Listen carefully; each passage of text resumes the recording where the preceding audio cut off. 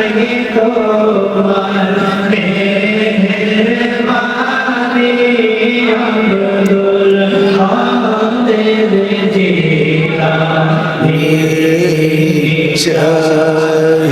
তোমার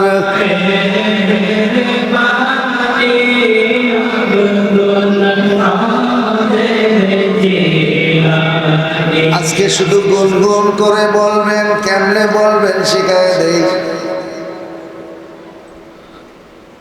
গুনগুন করে বলার সময় বলতে থাকবেন আর বলবেন, ওগো বড় পীর আব্দুল কাদের জিলানী, আমি বড় মুসিবতে আছি, বড় বিপদে আছি।